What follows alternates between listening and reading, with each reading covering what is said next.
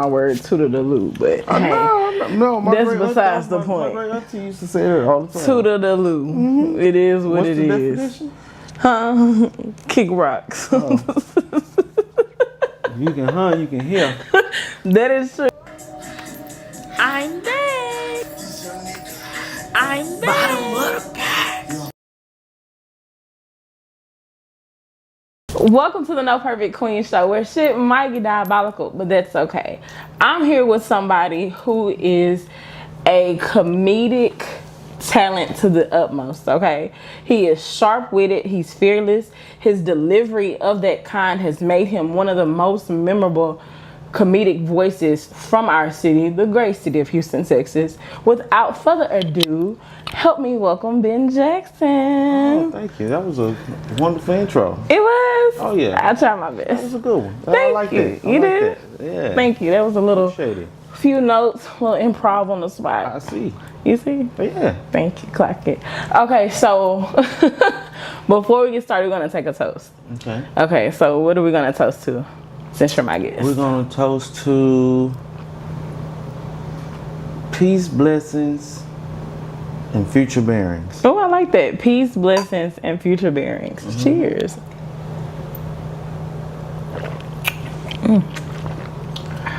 Okay, you ready? Oh, yeah. For starters, how did you get into the comedy scene? Let's see, make that long story short, I had a best friend who wanted to get into it. They was kind of coached by somebody that they should get into it. They thought that a person thought that they were funny, and this was early 20s. Okay. 36 now. Okay, black don't crack. You look good. Oh, thank you. You look blessed. Black don't crack unless it's on heavy crack. Okay. And she called me. Me and her have been friends since we were like in 6th grade. And she called me just back when you talk to your friends all the time. Yeah. When you're young, every day about what's going on. Like, man, Ben, somebody told me that I should do comedy. They run these little comedy shows around town. They wanted me to get on it. And I'm pushing her like to go do it. Like, yeah, you should do it. You know, you funny? Yeah, you should do it. And she was, no. I was like, well, if you do it, I'll do it. And then the opportunity came. I was bullshitting, of course. Yeah. I ain't really think about doing it. And then we actually did it. And got off stage, and I had this like a different type of, it was at this little shack on the south side of Houston. It was like like one of them mobile build. It was like a mobile home, but they had turned it into like a little lounge. Yeah, a little lounge thing in there. It was sitting on the little brick things. It had the little wooden walk-up piece, and it's gone now. But, I'm sure it is. Yeah, and right there off Scott. No, Scott Street. We did that. Did my little 10 minutes, and I hadn't felt like that. And I don't know if I ever felt like that, so I was like, man, I think this is something that I want to keep pursuing. And so really, I just kept going, doing shows with them, and then I found out about the actual comedy scene, because I wasn't even doing open mics, or it was just. Oh, you wasn't? No, I was just doing it when they called and said, hey, we got a show. So like I think I can remember the pattern. It was July. We did the first show. So I'm coming up on like my anniversary next month. Oh, that's dope. So the first show was like in July. The second show was like in October. Then we did another one in November. We did something on New Year's Eve. Okay. And then I think we did something in February, and that's when I met some comics. They had went out and found some other comics to quote unquote open up for me at this point. They was like, wow. Let me headline. And come on, headline. Man, after them dudes got off stage, and I'm still friends with these dudes. They still out here doing their thing. Like, there's some stars out here in the city. And after they got off stage, I got off stage after the show. I was like, man, where the hell y'all be at? Because for y'all little 10 minutes, I was still funny for my 25 minutes. But they were like, good. Yeah, I was like, man, where the hell y'all be at? Yeah, I don't know nothing about it. And they put me on to these different mics, and it's been going since then. I think that was like 2011, 2012. Well, it had to be like 2012, I think. Were you ever nervous? No. Never, Really? Never nervous to, no. That's rare. Because I've always been like just growing up, I know it's cliche, people say that they class clowns and stuff like that. But it's true. If I didn't necessarily consider myself a class clown, I like to have fun, and I was always, something happened and I get it right, like it just registered me. When I think about stuff, or how my mind works, it's just, you just happen to think it's funny. Yeah. It's not necessarily that I'm ever like really thinking I'm about to say something to make people laugh. It's just what's on you. And it could be like truthful or something that's like serious, but the way I deliver it is like you'll get the seriousness of it, but it'll still be funny too. Yeah. So I used to have to do the Easter plays and Easter speeches and speak at church, speak in school. So you've always been comfortable being in front of the crowd? Oh yeah. I was on BET News when I was 16, 15, really? 16. Yeah, they came to the school and we did some stuff for the Hurricane Katrina and went down there. So I'd already had my little 15 seconds. Come on, somebody. He said, I've been in front of the camera. That was my first TV credit, was BET News with Sharon Carpenter. She came to the school. So yeah, I never was nervous on the stage. Stage is the easiest part, getting on stage, because it's like as soon as I get on, I might not even know what I'm actually about to do, but I know once I get up there, it's gonna flow out. It's gonna flow. So you say getting on stage is the easiest part. What's the hardest part? Everything before the stage. Everything before the stage. The business. You got your regular life. Yeah. That you still have to balance. Yeah, you have to balance. Yeah.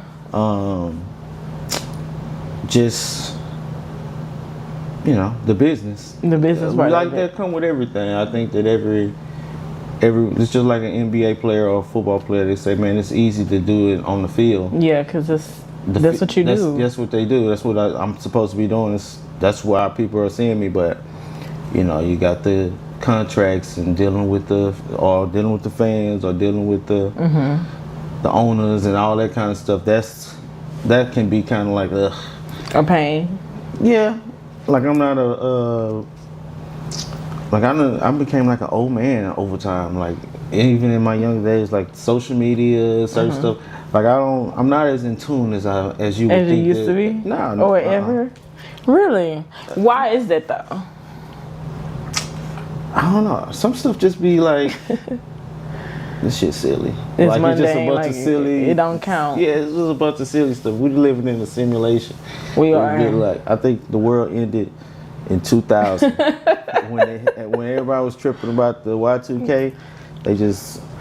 That's really when it ended. Yeah, because I didn't watch The Matrix until like 2 years ago, 3 years ago. Really? Yes. So it's crazy to watch it for the first time. In the time period that you live in now. Everybody be talking about, they was telling us in The Matrix, but then when I watch it, they were. And I was just like, oh wow. So. Ben said he ain't with it. Okay, so shifting gears for a second, because when I watch, it's funny, because before, what is it? I was like before I reached out to you, of course I watched the movie Double Cup, and then when I seen it, I had to go back. I was like, wait, so you had a role in the movie Double Cup. Please tell me, how did that come about? What was that experience like for you? Oh yeah, Double Cup was dope. It was cool. Shout out Slim Thug and Propane. The whole city of Houston entertainers is in there. Shout out to my boy Hype South. Chow Time. Me and him had did some stuff. Me and him have a mutual friend. He's a director, writer in the city of Houston. Do a lot of stuff. And how that came about, I used to host a show, open mic on Wednesdays at Fifth Level over in Fifth Ward. And they called me at like 3 o'clock. I was just chilling beforehand. I had to do that at 8 o'clock, and there's a, hey man, somebody canceled or couldn't. I ain't gonna go into the details on why. Yeah.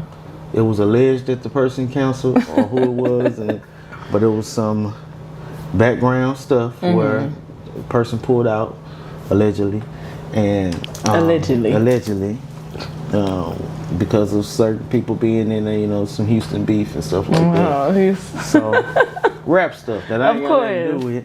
Of course. He called, hey man, can you come get a spot up in Double Cup? And I was like, my boy Hype. I was like, yeah, what time? When? He's like, by 4:30. It was like 3:50 at this point. It's Houston traffic. I think I'm coming from the southwest to go to the north side, and I ended up making. I was dating a crazy police officer at the time. And they told me it was a police thing, so I took something. Luckily, you know, she was me and her about the same size, so I could fit some of her little stuff. And I grabbed some of her little items. And so everything that I was wearing was like stuff that I brought, except for I think the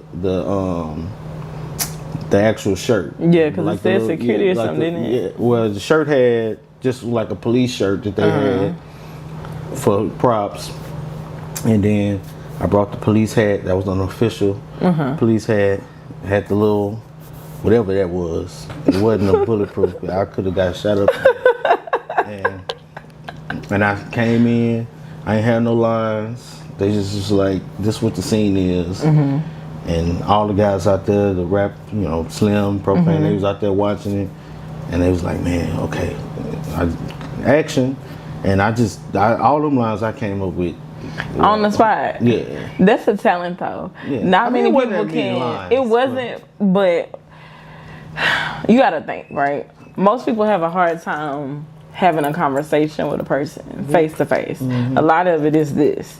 So when you can put yourself in front of a space, even on the stage or even in front of a camera, and you can just go, right? Without even thinking about it. You just feel it for what it is and can go. It's a talent. Not many people can do that. Oh, well, yeah, I am talented. You know? Yeah, of course. Yeah, so, he said one many lines. I mean, it's the fact that you can just go, you know? Yeah. It was like, this what it is. I was like, okay, it's gonna be cool. I didn't even know what the script was about. I just knew that it was Double Cup. It was Houston, so I knew it had something to do with some drink. Absolutely. And I was like, okay, I ain't have to do no drinking, no sipping. That was good. And just got up there, knocked my lines out, and we had a good time. That's what's up. Went to his house and while he was shooting some stuff, some more stuff, and got to hang out. Yeah. Some Thugs is a very cool, accommodating guy. I love that. Yeah. So it was a 10 out of 10 experience, would you say? Oh yeah, I didn't have no issues. I can only speak for myself. Would you do something like that again? What, like some movie stuff? Oh yeah, I got my movie. Oh wait. I got the Juice is on Tubi. Oh. We did that like. I know that's right. We did that like 2 years ago. I think it released. I got the Juice. When I saw you, you did talk about your briefly. About it too. Yeah, y'all laughed about it. They laughed. That's what they do. I didn't laugh, man, but I will say. She said somebody. It was like everybody in there was laughing. When you mentioned Tubi, if I said Netflix I was like, or Prime, this good. Man, I said, yeah. See, y'all check me out on Tubi. They like, nigga on Tubi. Nigga, that's an accomplishment. I'm on Tubi. That's how they want to say it. But you kind of did though. You were like, y'all got a movie on? Yeah, I had to see. I had to see if anybody in here is on Tubi. Crickets. Yeah, I laughed at their asses. But yeah, I got the Juices on Tubi. It's on Prime too. See, that's an accomplishment. But it's on Tubi as well. Cheers to that. Yeah, it's on we Tubi. love that for you. It's on Tubi. I got my also got a comedy thing that we did, stand up that's on Tubi. The comedy come up. I just did a scene for. Shout out to my boy Jannard Harper. He's one of if not the best, I'm gonna say he's the best. The best director that we got out here in Houston, Jannard Harper, J Harp, he called me. I got a role in a film that's executive produced by Tammy Roman. Oh wow! So I was able to shoot a scene in there like 2 weeks ago. That's so dope. She's a nice lady. She seems like it. Yeah, I don't watch the basketball stuff. No, Tammy definitely seems like the type of person that she's very authentic. Yeah, it's like what you see is what you get. So see, me being a man who don't be in it, I usually only got to see her like yelling and cussing somebody. Like, you know, when I see clips and stuff, But she had right reasons. But so that's what I'll say, without being the person that followed the show, because I watched one full episode of and that'll be it of the basketball. I think I watched the first episode, and that was like all I was like, man, this is not what I thought it was gonna be. We talking about like 2009 or whatever. Yeah, I've seen her in other films and stuff. Yeah, she does a lot. She's done a lot. But when I met her, she was real nice, like assertive, like allow people to do what they needed to do, because you know it was a script, and then you have everything that's in place. Everything's in place for you to, you know, succeed. So when something ain't right, she'll step in like, hey, what's going on with this? She was knowledgeable of what it was. It wasn't like she, you know, executive producer. She was just there. Yeah, just there, or just throwing money in it and everything like that. Her daughter Jazz was dope, real professional. So I didn't have a perception of her beforehand, because it was just like, you know, I just be thinking like, I be thinking all women kind of can be a little spicy. But I mean, if you fuck with us on the right day. But I was just like, she was cool. Did the prayer and stuff beforehand. She's like, hey, this is what I do. And so I enjoyed being on her set for the little time that I was on there. I'm looking forward to the movie. I can't give no. You can't give no details. This Holly Houston. Holly Houston. Okay, I do want to know though, like, from being on the stage to transitioning into film, what is that like? Like, is it more challenging? Is it exciting? Like, how was that transition from the stage to the film? Both. It's challenging and exciting because, for one, on stage you by yourself. Typically, you know, you have little moments where you might do something with somebody else and you say, hey, we're finna do two things. But typically you don't see a lot of times where it's two stand-up comedians on stage together. No. Because one. Yeah. And that takes a lot of practice or whatever. Unless it's just like they shooting shit at the end and everybody on stage or something. But for one, on the stage you used to being a Lone Ranger. Yeah. On the movie set, you have to fill it out, and then you gotta get angles. So you think you finna go, like when I showed up there, I had to. That day I tried to have multiple things going on. Like I had multiple things going on, and I was like, okay, I'm gonna go over here. And I know this window. I'm glad that I put some other fires out, because with filming, one of the main things is time. That's why when they got a call time, they want you to be there. Because even though it say that's your call time, you done signed up, you know, under contract, your call time at 6, you may not, they want you there at 6 to be prepped and ready. But you may not. Yeah, God willing that you get on at 6:30 or whatever to shoot your stuff. But no, it don't typically it don't work like that. No, because you gotta get angles. Of course they trying to like account for that. But anything can happen, even if it's just fumbling the lines and they got to restart or recharging of this. This angle is not looking right. Something may be going on because it's all in the moment, right? So that would be one of the things that I say. It's challenging and exciting. It's always exciting to be in front of the camera and say, hey, I'm gonna be seen on something and being around great talent. That's a dope feeling. Yeah, but that's the big difference from the stage. Like, you know, when it's your time, even though I done been on shows and they say it's gonna start at 7 and it don't start at 9. I'm kind of over those type of things.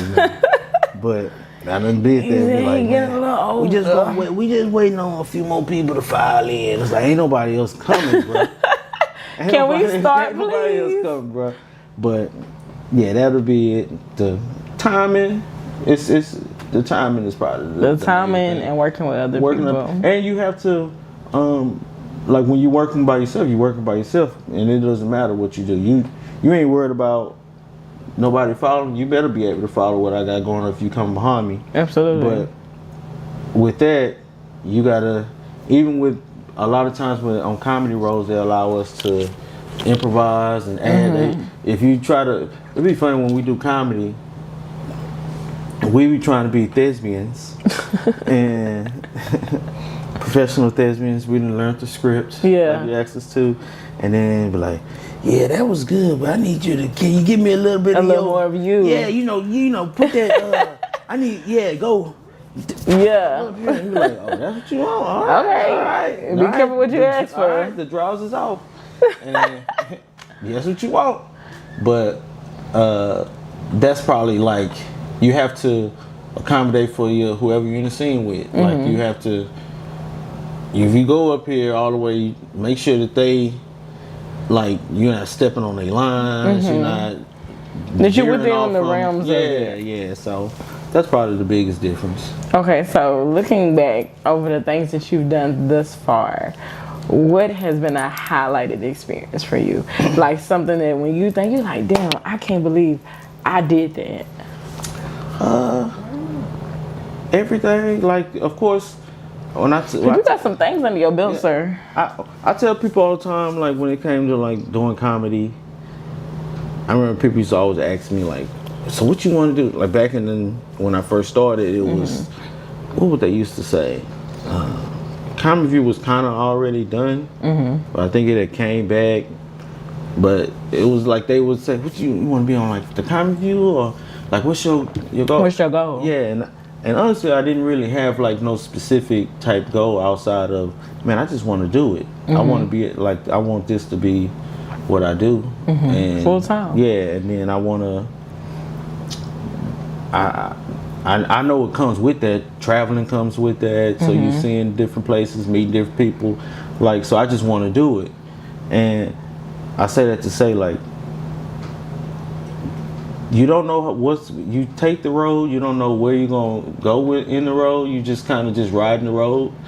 And That's real. And so everything be like, it's not like you've been given like you're gonna do this, you're gonna do that. If you keep doing it, definitely in comedy, in most genres, if you, and like I said in sports, if you practice every day and then you can be the best in your state, and then you can go to college, you get a scholarship, then you go to scholarship. It's kind of like track. Boom, boom, boom. Yeah. And then you get this and get this and get that. But in comedy, it's like, it's a lot of lonely, long nights. It's a lot of hitting. It's no straight. Yeah. So, and you can be, sometimes your talent don't always match where you are. Which keeps you grounded. It can be frustrating and everything like that. But that's real. But I've had some fun times. I was just talking to somebody the other day we was talking about the Wayans brothers, and they got some stuff coming out, and one of my friends, I was like, yeah, I worked with Damien a few times. He was a cool cat. And he was like, man, for real? Man, I love the Wayans. I was like, yeah. I was like, my favorite person I was ever like around was John Witherspoon. I did John Witherspoon show. Yeah, before he passed away. Like I did his show, like 6 shows with him, and then we went to the strip club. Took him to the strip club. That's so cool. Yeah. John Witherspoon was naturally like like funny. Yeah, he was cool, real knowledgeable, real. The first night, he was like, he wanted the green room to himself, and of course respect. And of course, you wanted to be in there, but he was like, if he asked for the green room, he can give him the green room. And then they was like, but he wanted to meet y'all though before the show started. So we went in there. I was hosting for him, and then I remember going back there in the green room, and then we never left the green room. Oh, that's cool. So like it was like for every night he was there. The guy who was with him, his hand, like his that was around taking care of stuff or whatever, assistant, I guess you could say. It was cool with him, and he it was some, you could tell it's like some working girls, I guess you could say. But it was these working girls. They were like the Spanish and white girls. They had the little. These was like escorts though. Okay. Like they had the white guys with the flannel shirts and tucked into their blue jeans. Like they had bought them for the night, and they the white Johns. I guess they take you out. They take you out to a nice event. They went to the pop show, and then whatever was gonna happen afterwards. But they was hanging around after the first. Was like, hey, y'all's really, really funny. Y'all want to come to our spot? And I just passed the message along. And then he was like, oh, okay, all right. And he was like, that's cool. I think I told him that Friday, the next day, which was Friday. And he's like, oh yeah, he probably something. He gonna be chilling. He ain't doing nothing or whatever. Then on Saturday, when I came in, we had some more great shows. It's like, hey man, so Pops might want to go out tonight or whatever. So I was like, okay, cool, because I got the information. He was like, but I'm gonna tell you now, he don't go to nothing unless it got to be 4.5 stars or better. Yeah. I was like, okay. Oh, I think he said 4 stars or better. I was like, okay. And then I looked up I had never really looked up where they was at, because I don't do strip clubs. Yeah. I looked up their thing, it was like 3.5, and I was like, yeah, you missing the mark. And this is like at the time when they still had like what's the one that V Live and stuff like that. I was thinking. Okay. So I'm like, man, it'll be, if I walk up there with Pops and V Live, that'll be dope. It's finna be it's finna go up. Then I looked up V Live. They rating wasn't up to par. I think he wanted 4.5, if I'm not mistaken. Yeah. Cause they wouldn't. They might have been like 4.1, 4.2. Like Pops was close. I was like, and we ended up going to this place called Buck Wild. Well, I done been to Buck Wild. Yeah, we ended up going to Buck Wild. And I thought it was Buck Wild. It wasn't like it's Buck Wild. It's Buck Wild. I thought it was like Buck Wild's, like on some black stuff in there. No. Which they got everything in there. They do. I had a great time when I went. Yeah, it was cool. And then it was just like his aura, like seeing him in there, like when I say that we went to the strip club, it wasn't like he was just in there like going crazy, but he was. But it was like, what was dope about it was because he just came in. They had a section, and I was followed. I think I had to veer off and either stop by the house or something I did, but I didn't go straight like following them. And I showed up like maybe 10, 15 minutes after the feature, and he got there. So I walked in, and I'm not trying to blow the spot. I was like, hey, I'm here. Well, I'm here with a party. And the lady was at the door. She's like, what? I said, John Witherspoon. He's in. She's like, oh, okay, you with him? I was like, yeah. So all right, come back.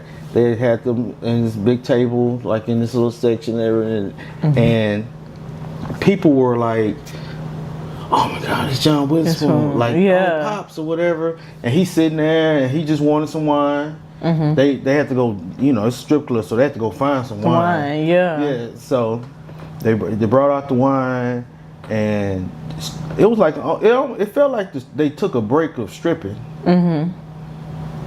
Like it was still people dancing on there, but it was like it was a break from stripping because everybody kept walking over there and coming to see him. And I remember some ladies came and sat on his lap, some dancers, and they was sitting. Then they didn't want to get up because they was trying to take some money up out of them. I'm sure. So they sitting there, and this guy, I said, this is the type of level I want to get to, because a guy walked up, the white guy, and he was like, can I get a picture? And he was like, was it a white guy? Well, it might have been a black guy. But it was a guy, definitely a man. He walked up, he said, can I get a picture? And he's like, oh yeah. So I'm thinking I think everybody thought that he was like, wanted to jump into the picture with the girls or whatever. And the girls were still sitting in his lap. And he didn't even get in the picture. He was like, And he might have been paparazzi. I ain't never seen the picture come out and do nothing. Nothing. But Yeah. it was just like, he was just like, can I get a picture? He's like, yeah. And then the girls were sitting there, and then he did them like that. He said, we were talking about your highlighted experience, right? So, working with people that you never thought you would have the opportunity to, and being in different spaces that I'm sure you never imagined. So, from that, what I do want to know, what was it like when you toured with TK Kirkland? I got to do some shows with TK, and he a real dope dude. Like he funny. He real. He talk like about real stuff. Me and him. When he met me, he's like, man, you remind me of my best friend. You look like my best friend. He not a comedian like the dude. He was like, he dead. And I was like, okay. Like, damn. Okay. But and then for those who know TK or like who really follow comedy, whatever TK got. People, it's been different stuff that's been went on, like with the little Eddie Murphy and all that kind of stuff or whatever. But I had no issues with TK. You had a good experience. I had a good response. I feel like people get different versions of people too, exactly, depending on the situation. Right. You know, he called me and check on me here and there. I mean, he called me from France. I was in Houston, and. Hey man, just checking on you, man. Seeing how life's doing. Whoop whoop, and we talked for a while, and just shooting the shit. So that's dope. TK was a real cool cat. I'm about to give him a call, see if he answers. Call him and check on him. Let's see if he answers. One of the I will say, you asked me experience. Probably when I got this tour for the stage play, I did this stage play. Was it Diary of the Diary of Black Men? How do you love a black woman? I did that on when we never got to. It never came down south, or at least it haven't yet for this iteration of the tour.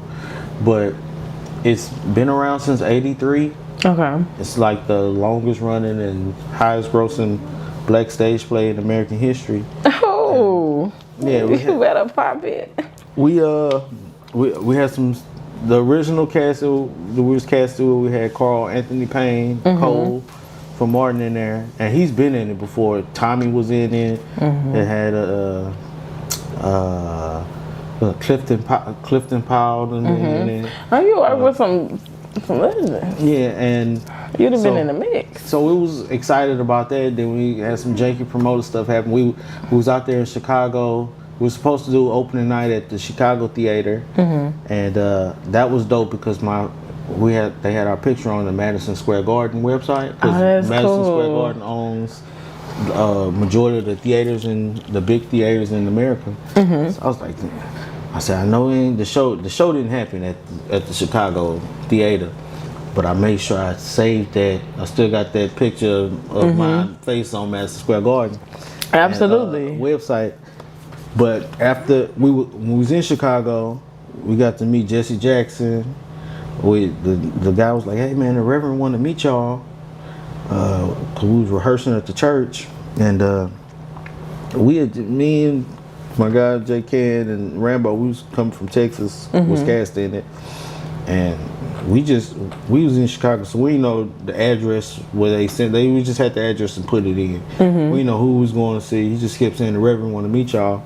And we pulled up, and it was Jesse sitting up there in the wheelchair. It was like, oh wow. We had ran some lines in the actual Rainbow Coalition Church that he did all his sermons throughout history and stuff like that. So that was dope. Even though that ended up falling through, they ended up calling us back a few months later, and then I was faced with I was working at the hospital, and they was like, we want to bring you back, want to bring you on. You was part of it, but if you're going to be in, you have to come to Philadelphia next week, next Monday. And I think it was like Monday night, and it was the previous Monday, and I was like, shit, I ain't gonna be able to I ain't gonna be able to like. I asked them. I tried to see if I could try to maneuver some things and had no PTO like that. I was like, but they was like, oh, you know, great. And I used to move incognito up there. So Incognito. So it was like people that would find out that I'd be doing different stuff like that. But when I got over there to that job, it was kind of like I'm just here for the health benefits, nigga with benefits, and I'm making my bread and doing what I do. But people kind of find out, oh, I see you. I'm like, no, that wasn't me. And I trying to keep those two things separate, absolutely. Yeah. And then I ended up telling them like, hey, this is what I do, this is what it is. And my manager was like, what, really? And it was like, well, congratulations. We can't like accommodate you like that. So I put in my 2 weeks. Yeah. Well, I didn't put in my 2 weeks. I quit abruptly. They was like, and then I left to go to Philly because I quit quickly. Yeah, because I didn't want to look up. And I was like, if they're not gonna do it if I don't show up. They're just gonna get somebody else. And I'll be like, and one of my homeboys ended up staying in it. And I was like, man, I'll be mad when I look up in a year's time and they moving around or a couple, you know, when I see it start moving and stuff like that. You took that chance. Yeah, so I got to live out in Philly for a while. And that's cool. And we was doing the stage play and we got to travel. We did Buffalo, Philly, Pittsburgh, did a bunch of cities in Ohio, Youngstown, Cincinnati showed some a lot of love. Had fun in Cincinnati. Look like you did. Cincinnati was lit. You like you reminiscing. No, Cincinnati was lit. He was like, yeah, Cincinnati. They just showed us mad love. Like Cincinnati almost reminded me of Houston. Really? To an extent. But yeah, we just got to travel Baltimore. Got to travel different parts of that East Coast, and I had never been East Coast like that. So I feel on the East Coast, different experience. Yeah, so it was dope. Got to eat a real Philly and stuff like that. So that's one of my highlight experiences. Yeah. So with those things in mind, give me three things you've learned so far on this journey in your career. You gotta be persistent. Persistence.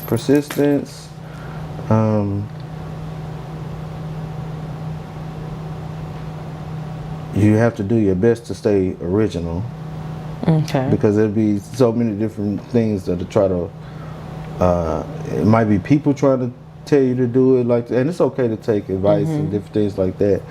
But it's so easy to get kind of like, even just from someone else or you watching, because it's that's like real. Everything on like when I talk about social media or TV now, it's like everybody trying to do the same thing. Yeah, but I grew up in the era where there was a certain time when it wasn't on TV, and if it wasn't on TV, it wasn't in that's to really do. I mean, you can put on a DVD your own person what you choose to, but like it's always some type of something to either distract you or entertain you, however you want to look at it. So you don't get caught up in you seeing this. It might work. It do work for some folks, but for me, it was always keep your originality, because it's easy to pick up your phone, and then all of a sudden you just keep scrolling, you seeing stuff, and you decide, oh, I'm gonna do something like this, or just so being original, persistence, originality, and I didn't necessarily. I wouldn't say that I learned it before. I had already. It was instilled in me beforehand. But I say, try to be nice to people as much as possible. Persistent, Originality, and be nice. Be kind to others. Yeah, I mean, those are some good ones. Yeah, because it works. Being nice to others, and I don't mean like kiss ass. I just mean like I don't go anywhere. Like you're not finna like have me showing up just to be like all fanned out, kissing. Yeah. I'm not gonna do that. Like I could be around, like with all the different spaces that I'll be in and been around. It's a lot of times where I'm actually like probably one of the quietest in the room sometimes, because I've always been taught like you ain't got nothing necessarily to say or to add on. Don't say nothing or whatever. So I can. This is true. So I can add in when I can drop in when I need to and stuff like that. But I'm just naturally gonna be me. So I'm gonna So being nice is like, when I say being nice is like just like naturally how you supposed to be outside of this. I'm not gonna somebody see me at a show and then afterwards because I was on the stage or something like that, be pompous or be an asshole to them and everything. Like it's like, hey man, I remember one time I was somewhere and these people talked to me for about a good 45 minutes. And I remember friends like, man, let's rock or whatever. And sometimes you do have to cut it off because people will just keep going and everything and like that. not know when to stop. Right, but it was like they've been fans ever since though, showing love. So I'm not an asshole. Nobody in the city can say Ben Jackson is an ass. No, I just be me naturally. I open the door for people. Yeah. That's when I'm walking in the streets. I open the door. I hold the door open for a brother to come behind me and I appreciate it, bro. Yeah. Just whatever. So just you don't have to be manners. nasty. Yeah. So you really don't have to be. When it comes to that originality piece, that's a big one. And with the whole like advice from other people, because I can even say with starting like what I'm doing now, I've had different people tell me you need to do it. Yeah, like, oh, you should try it like this, or maybe you should do this, or why are you doing it like that? And after a while, I mean, advice is good, right? I'm a very it's cool to listen, receptive person. But then I'm learning to, you have to know what to weed out. Right. What to filter out, because if not, like you said, you'll find yourself trying to fit the mold of what everybody else is doing or what everybody else think you ought to do. And I feel like that's where things get watered down and that's where you lose your originality. Right. Because the biggest part about whatever it is that you're doing is being original. You have enough of the copies. Like, people need a Ben Jackson. People need to see, authenticity. Like the NoPerfectQueen. Clap that. Right. It looked like crab fingers, but you did good. Just talking it. Oh my goodness. But absolutely, Yeah, because advice could be like, when it's so much, it's cool to get advice when you have people to talk to or people that's interested or invested, I guess. But when it's constantly like, you need to do this, you need to do that, you should do it, and it's not necessarily on what you're doing and saying nowhere near. Like, okay, this is what you're doing. I like this, and then over time you start hearing so much, it feel like manure. It do. And now manure, like you said, I can process it and take it in because you do need manure to build a garden. A nice you do. Garden.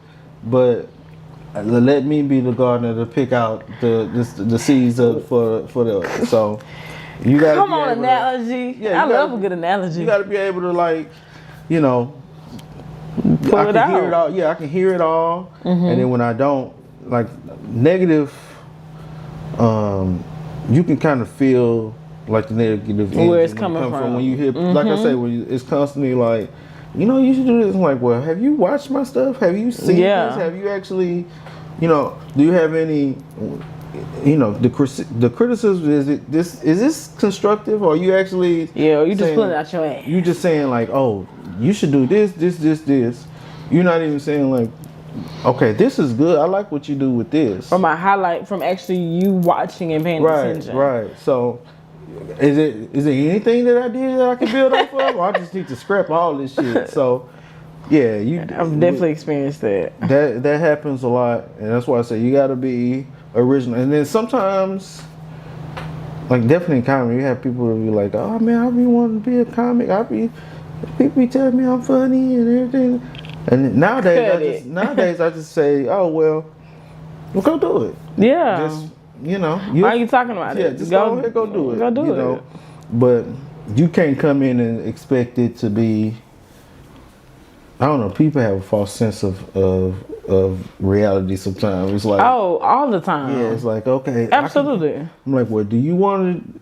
I know it's times and change, but like, I can only tell you how to do it the way that I did it, and I can only tell you the way I came up. Yeah, and then I feel like there are some steps that you cannot skip. Yeah, like that's just what it is. You know what I'm saying? And if you skip them, you can kind of climb or get into certain spaces just from sneaking around and skipping some steps, but it will be revealed over time. Absolutely. And it might be revealed in the wrong space, whether it be, maneuvered your way in somehow and you're in front of 2,000-3,000 people, and then they come up to trash. Hey, man, that shit ain't funny, dog.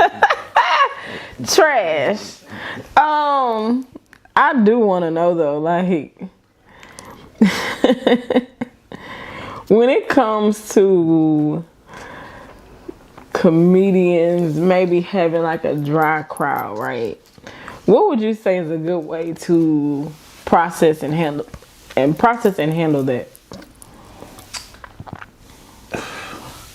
I never really, people be saying like, man, they come back in the back and they be like, yeah, they kind of dry, they this, that, and third. I don't be necessarily worried about that. Well, Ben better pop it. He said I ain't worried about the crowd being dry. Not because you done said that's just like with I hate to get vocal, but that's like somebody said, man, her stuff. Woo, woo. I'm like, she's squirting over here, dog. That didn't work for you. It's where but for me, we got a different story. I got rain boots on, dog. I don't know what you was doing up there, but it wasn't working. But nah, I've seen like crowds be where what they would consider quote unquote dry crowd, but then at the same time, it's like you gotta. For one, what are you saying? Like, what is your what are you gifting them? Because there is times where it's just you be like, damn, I'm looking at them, they not really laughing, but a lot of times the shit don't be funny. And then, the shit don't be funny. Call it what it is. Yeah, the shit don't really be funny. And then I be looking for different things. Like when I go up on stage, or even when I'm on the side and I'm watching, I'll look for different things. I can look at a crowd and say, from watching them, and they could surprise me too when I get up there, but they just not like one of those big crowds, but they into it, engaged, and they laughing. They doing they little. Yeah. They might be polite. They might not be dry. They might. But just be, you seeing the interaction. Yeah, I'm seeing that because if it's funny, it's funny. Absolutely. And then I ain't ever been up on stage and it was just like, that shit not fun. One time, I remember when I was out doing this event and I wasn't supposed to be on the show. I was just supposed to be out there, and I got sick on the way down there from eating some. What's the name of that burger place? I forgot the name. Some bad food. I don't know. The food. We took this route before, and we usually eat the same stuff, and then when was it? It wasn't Five Guys. It was. Can't think of the name of that spot. We said we're gonna get it that day, and. Between that and drinking, I knew I was throwing up, and I just wasn't feeling well. And the only reason why I got on, because my guy had got on, one of my guys got on, and I was like, I'm gonna just tough it out and go ahead and go up there or whatever. And these people that knew me or whatever had seen me before, and I got up and I just didn't have no energy like to really go just into to get it, in, just to do it. That was probably like the only time that I'd say that I just had like a bad. And that set. wasn't because of the crowd. No. That was because of how you were feeling. Yeah, and then I remember going back to the same event like 6 months later. I had it on my mind like I'm a kid. Off in the bust his ass. Yeah. And I had seen people and they didn't even really remember it. Some people didn't remember. And I tell my homeboys, oh, it's going. I'm feeling. I ain't like that or whatever. But nah, dry crowds that's perception. It can be. Then you can have situations where you're in different spaces and it's like they can still be great, but then sometimes it can be iffy. Like when you get an event and it's like we got a guest comic coming in, and then like those can be kind of funny sometimes because it's a whole. They didn't necessarily even come for a comedy show. They might be there for breast cancer. Yeah, something totally different. Yeah, and you the entertainment. Yeah, or a church thing, and then you got to do some different things like that. But other than those, like actual stand-up comedy clubs and shows like that, I don't be taking that from nobody, and unless you come and tell me like, oh, they ain't really like the dirty stuff. But then your dirty stuff might just been dirty and unfunny too. Yeah. So the shit wasn't funny is what it's coming back to. Yeah, so. Okay, so with that, when it comes to Ben Jackson, what type of comedian or person overall would you say you want to be known or remembered for? Like when people say your name, what are some things that you want to immediately stick out?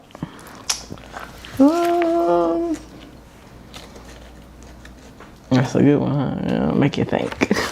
I guess just a professional comedian. Like like a professional comic that in any space. I always say that I'm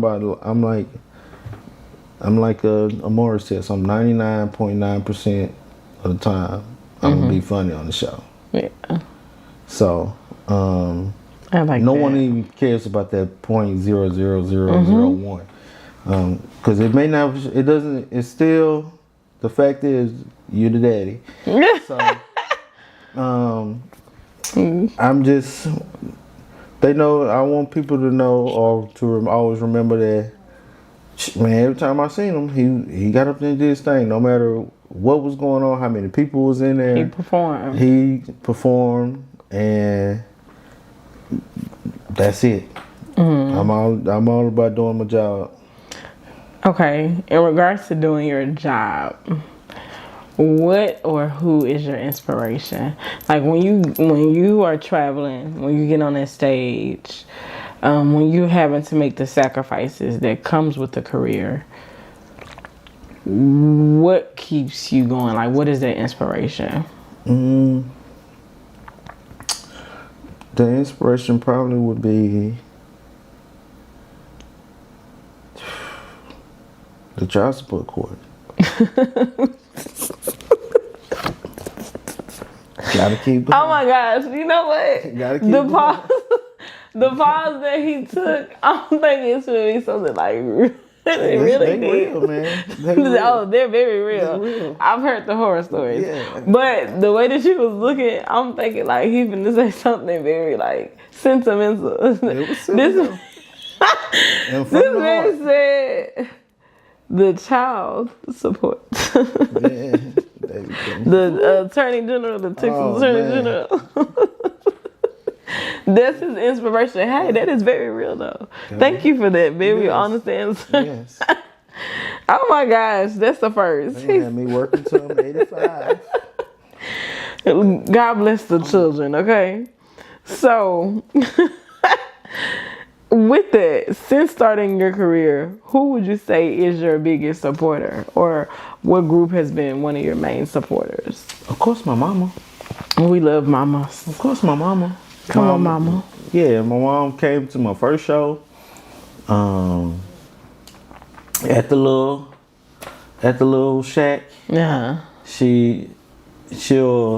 I'll have something, and I be like, she's like, oh, I'm gonna come to this. She used to come to, all the little like when I was starting off with her, when I said it was like boom, boom, she'd come to those. She'd tell people, hey, my son come to this and stuff like that. Come out. She'll even buy the tickets, whatever like that. I try to give her tickets if I have something. Go buy them. She's like, nah, I'm gonna buy them because that's part of the thing. Y'all gotta show them. So it's been times when she done bought like had a show and she had bought 10 tickets and then told her some friends or somebody. You got somebody that need to come or something like that. So my mom always been the number one supporter, I'd say for sure. We love that. It's nothing like a supportive mom. Oh yeah. You know, and really that's somebody who knows you. Yeah. My dad supports too. He's out of town. It took him a while. But yeah. But your mama though. But mom, that's probably hands down. Oh no, for sure. Consistent. She there. She buying tickets. She telling people. I remember when I was in Cincinnati. I didn't know she was coming. She flew out to Cincinnati and came to see the stage play. She said she wanted to go. She didn't.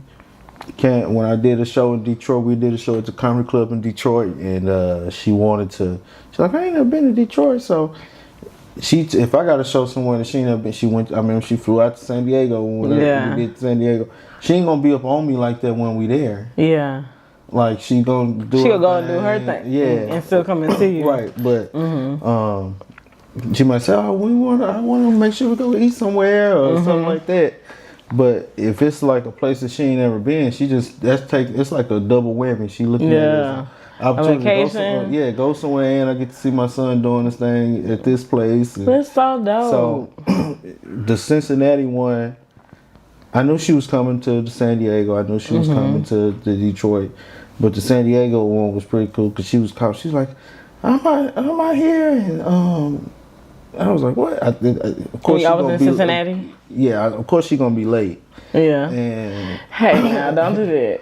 And I think somebody ended up telling me like, hey man, there's somebody out here that says she's your mom, and she that was maybe the one time she didn't probably surprised me. She got you. So yeah, that was my mom's number one. We love that. So with that, what's your mom being one of your biggest supporters? And this really is a question I want to know for my own sake too.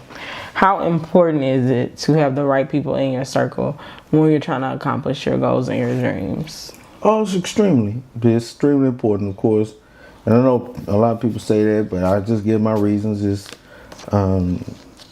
they can spark new ideas. They keep you motivated as far as the new ideas, or like when I said earlier, sometimes you may feel like your talent isn't matching what's in your pocket or your schedule and stuff like that. So, and then they also might help get your schedule filled up or something like that. So having the right people is essential. It's hard. And then like in my field, it's sometimes it's hard to decipher. Like, it might not be that they the wrong person. They're just not right for you. Y'all only mesh in certain spaces. Absolutely. Or only for a certain amount of time, or only y'all can only work together for this type of stuff. Y'all, this is what it is. And sometimes it'd be hard for people to accept that this is what this we is just are. that. This is that space that we are in.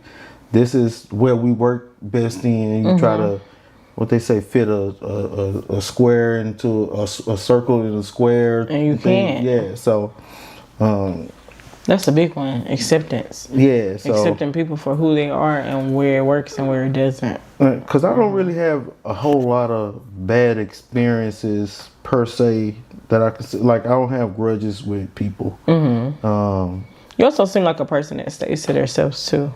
I do. Now, definitely nowadays more. Sometimes I'll be sitting around thinking like, man, I want to get it back out with this. Then I'm like, nah. And then you get to think about like, I don't that's feel like okay. doing that. I'll be chilling. Yeah. But,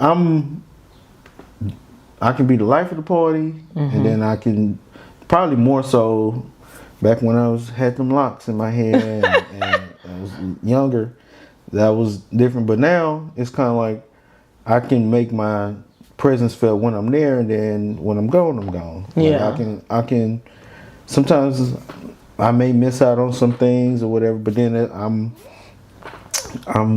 still gaining in somewhere. I'm not like just whether it be with family. I'm doing like so. Absolutely. I don't really. Like, I'm a comedian, I'm an entertainer, and I get to do, acting and doing these different things, but I like to stay regular. Yeah. I enjoy being regular until I'm like, man, I need to be rich. Absolutely. Yes, sir, indeed. So I get really, we need the money. Yeah. We're trying to make the money grow. But no, I like to, I be chilling. You be chilling. I be chilling. Well, that's good. I find that chilling keeps you out of a lot of unnecessary things too. Yeah, I mean, I still find my way in things. But, Of course you do. but at the same time, yeah, you're right. Unnecessary. Who knows what I would be in if I wasn't chilling. So it'd be probably times two or three. So absolutely, yeah. you see what I'm saying? Okay, so finish this statement. If I wasn't a comedian, I'd pursue. If I wasn't a comedian, I would pursue. I used to want to be a few things. Well, I couldn't. I ain't doing that no more. I used to want to be a wrestler, of course, when I was a kid. I used to want to be an underwear model. What? When I was younger, I used to want to be an underwear model. This is so random. I've never heard nobody say that. Like an underwear model, like Calvin Klein. Yeah, and you see, and you can sometimes they got the pants, and you can just see the drawers. Sometimes it's just the drawers. This man said an underwear model. Yeah. That is very original, sir. I used to want to do that.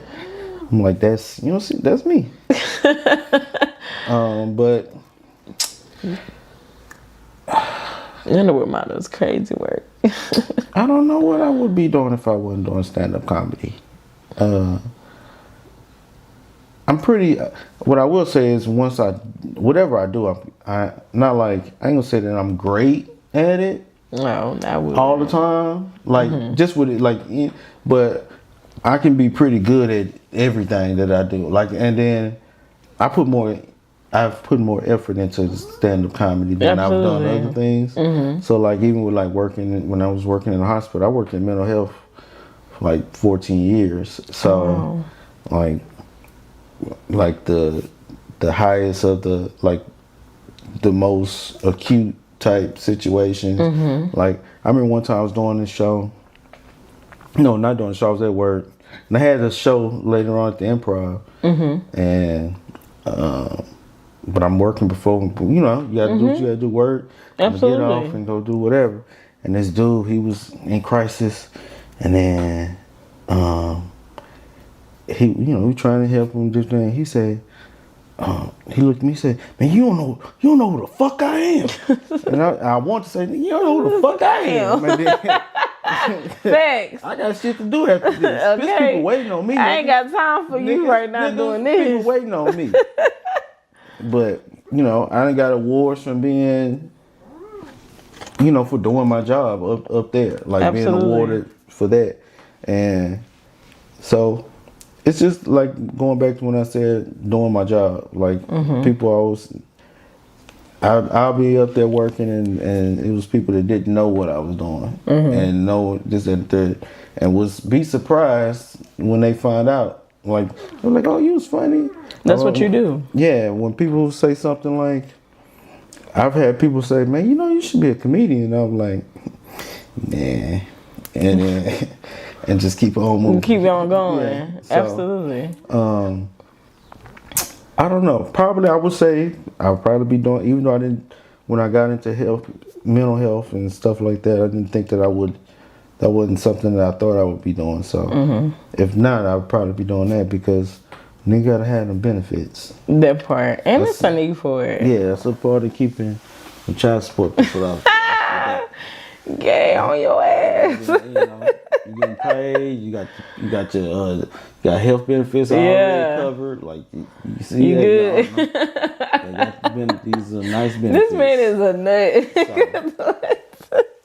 Okay, so give me your top 5 comics of all time. Oh man, when people do that, I know it. It's tough. Probably for me, I'm gonna go Martin. I should have studied this already. I knew it was gonna come. You should have.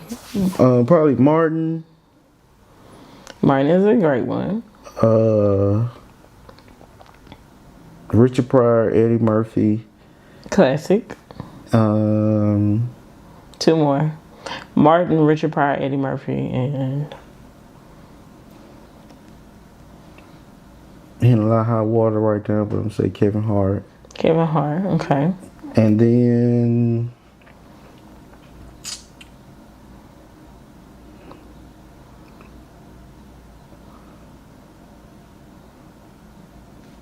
Dun dun dun. I guess Chappelle is on a lot of people's number ones and stuff like He that. is. Like, Okay. Of course, Martin is like. Martin deserves to be up there. He's my number one because I probably was introduced to comedy through Martin. Him. Yeah, growing up in the 90s. And then Richard, he sounds like, you can listen to some old Richard Pryor albums, it sounds like he still here. Like you can listen to him from the 70s. Yeah. It sounds fresh. It's still relevant. Which is cold and crazy because it means like this ain't too much change. Nope. And then you got Eddie, who's just a master of his craft when it comes to like comedic acting. He had his sketch, and then he had his run with stand up. Kevin, a lot of people be hating on Kevin, but just if you really actually go and look at his like the track record and like the propelling of his career, like I can still remember I was sitting in the bed and I knew of him, of course. I already knew of him of stand up, but it was before I was doing stand up. He was on the Shaq All Stars one year, like 09, and it came on in the middle of the night. I still had the big box, big screen TV, and it was in the bed, like the one with the thing at the bottom, the sound thing at the bottom. And I was up at like 1, 2 in the morning, and it just happened to pop on. I was flipping through the channels and I'm watching it, and dude had me like rolling laughing, like that one little 15-minute set or whatever. And then he did his I think it was called he did Seriously Funny, and I can remember at that time like so many quotable different things from his, like people was just like, he was like everywhere with the quotables. And people used to come, I used to invite people over on the weekends, and they would come and like rewatch it. Like that's how his funny thing it was. And then he just propelled on and done so many different things. And then Chappelle is a marksman, stand-up, always have been, even when it's Killing Me Softly in the beginning. And you know, of course we got the Chappelle Show, and he's just a great stand-up. Indeed, indeed. Okay. Are you ready to rate my joke? Oh, I wasn't prepared for that. You ready to rate it? Go ahead. Okay. So This might be my last time on the No Queen podcast. oh my God. Depending on my rating. Or depending on the joke. One of the two. Whichever one's happen first. Okay. 1 is trash. 5 is that was really good. Okay. Okay. You gotta mark me somewhere in between those numbers. All right. That's good that you did 1 through 5 instead of like 1 to 10. No. We're not going there. It's like 5 is like, I thought it was trash, but I'm being nice. Heavens no. We're definitely gonna do 1 through 5. Okay. I'm so childish for this. Why don't skeletons fight each other? Oh shit, give me a lappy tappy. Give me a lappy tappy joke. Definitely one of the popsicle sticks. Why? Let me hear the setup again. Why don't skeletons fight each other? You got me there. Made you think. You don't know? No. Why don't skeletons fight each other? Yeah. You wanna know? Cause sticks and stones break their bones? No. What is it? They don't have the guts. Your face. Why don't skeletons fight each other? Because they don't have the guts.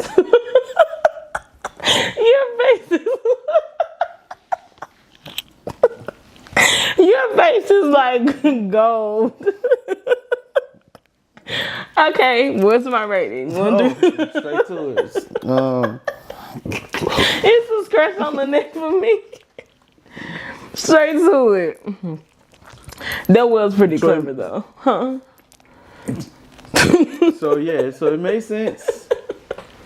Cause it's a skeleton and they don't have any guts. They don't have any guts. He said the laffy taffy joke. Definitely So a popsicle stick. Oh, I got a 3. He gave me a 3. Why you gave me a 3? Because it was, like I say, the punchline matched with the setup, with the premise. The premise, you know, with the jokes. For those who don't know comedy talk, it's like a subject and predicate, you know. So you have the premise, and then you have the punchline, which was they don't have any. Your guts. face when I said it. They don't have any guts. I'm gonna have to like zoom that in. You know, so. You know, comedy don't need me. It is a whole new generation of comics coming up. Heavens no. And that's why I be at home. I can wait y'all like, you know, the game is. I could never. You can do it. Oh, heavens no. Yeah. Joke like that. Yeah. You just gotta come with like 10 more of those. I think people underestimate how much talent and the guts it takes to get. The skeletons don't have. The skeletons do not have. Why don't skeletons do stand-up comedy? Because they don't have the guts. To do it. Oh my gosh. You are nuts because of what? They don't have the guts to stand up. They don't. But it makes sense. Right. I cannot with you. But seriously, like, it takes, you know, it takes some strength to do what you do. So, good job, sir. Oh, yeah. Keep going. Whatever you do, and it keep takes going. I was talking to somebody a while back, and I remember saying, like, you know how kind of crazy you got to be to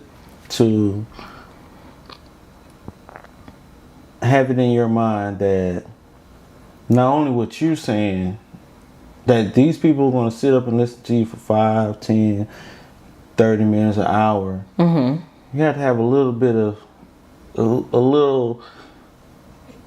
You can say insanity, you can have some little cockiness, whatever it may be. I say some grandiose. You know, for you to say that not only do I think, it's one thing for you to think it's funny, but y'all are going to think that it's funny. Yeah. You know, so whether it be you know, practiced these, wrote this, made this whole set, or you just win. Even those people who go out there and just winging it and stuff like that, or it may look like it's winging it, but it ain't always. I just went out there and just boom, boom, boom. It's like there's some. It's a craft. Absolutely. You can't get up there and not have something. So, but you got to have something in you to turn around and say that. It's one thing for me to think that it's funny, and I cracked up a couple people, but you talking about for this stretch of time, and these random people. Yeah, these random people that, like when we start off, you might not have no fans or whatever outside of your mama and your friends or whatever, but even your friends will stop coming. Like after one show, you be like, they come the first one, like, hey man, yeah, you keep doing your thing. I'm not coming back. But that's wild, but that's real. But yeah, you gotta have something in you to keep saying that I'm gonna keep doing this. Yeah, they gonna believe. I know that this is funny, and absolutely, they gonna think that. Okay, so you got another joke? Heavens no. Oh, girl, because I don't know if I could have been able.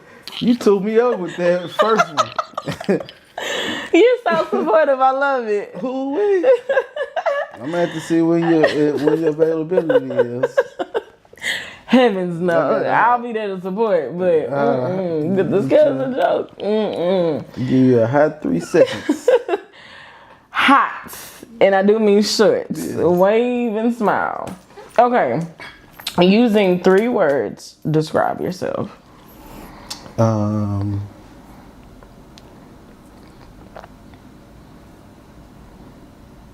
If you have to put dark. Ben Jackson in 3 words.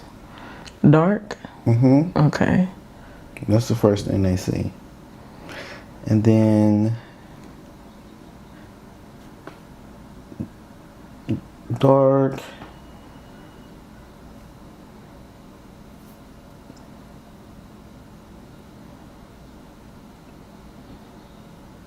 Brave.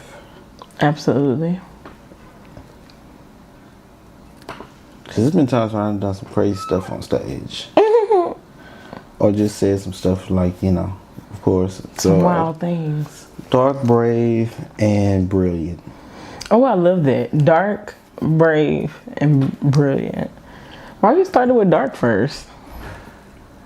It's the first thing I see when I wake up. This dark ass nigga is here.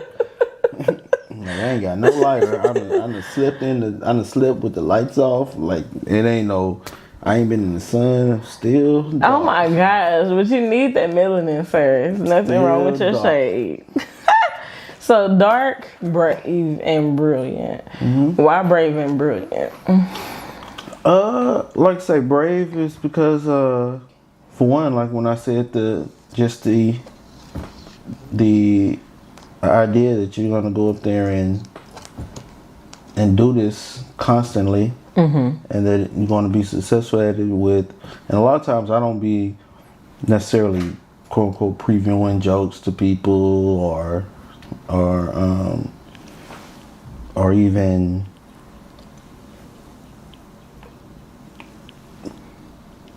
well, I work like I have my own process of how I work out my material, whatever. But that'll be the bravery, the just getting up there and doing it constantly.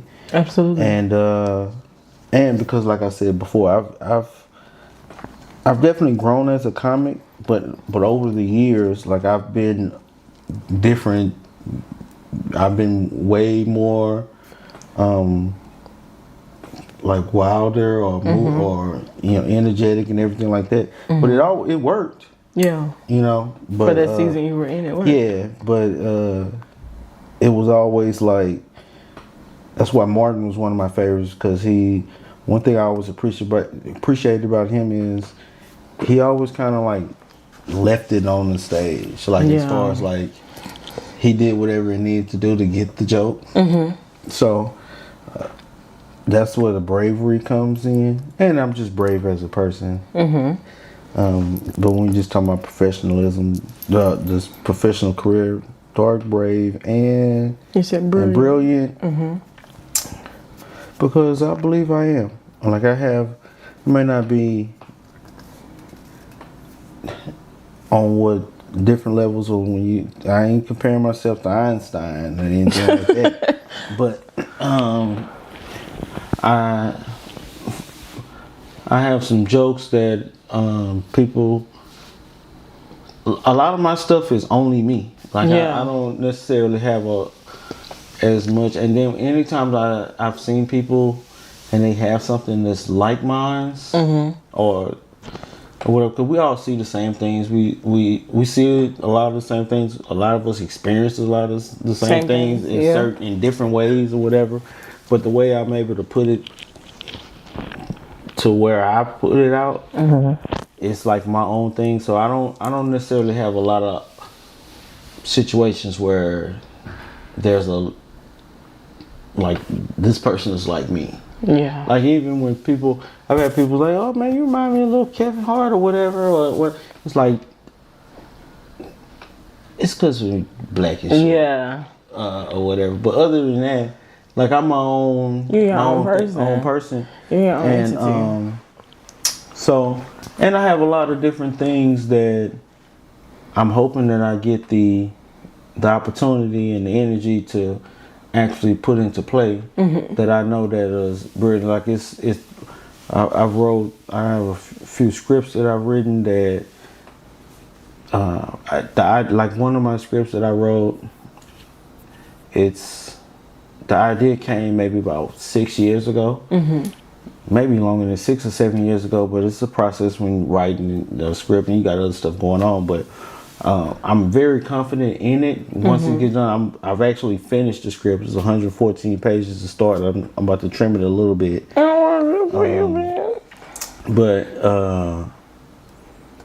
I let one of my homeboy who wrote the, not Double Cup, but I Got the Juice. He read it and he was like, oh man, you got one here, bro. You can do it. And you can, it's different, it's everything.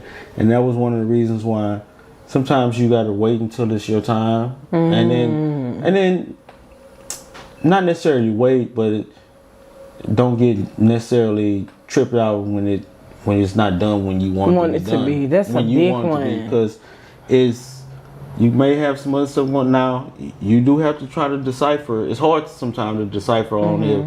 Am I procrastinating? Don't miss out too. But one of the things that keep me confident is that I haven't seen nothing like what I wrote. Yeah. Like my original idea. And then my original idea was started off as I was going to do a 10-minute short, which I'm still going to do some shorts where like, it was started off as an idea, then I was going to write out, then I decided I wanted to make it a silent film. Okay. And then I'm still going to do some silent films. They have them out. But like I say, the subject matter is nothing like what nobody else that I've seen.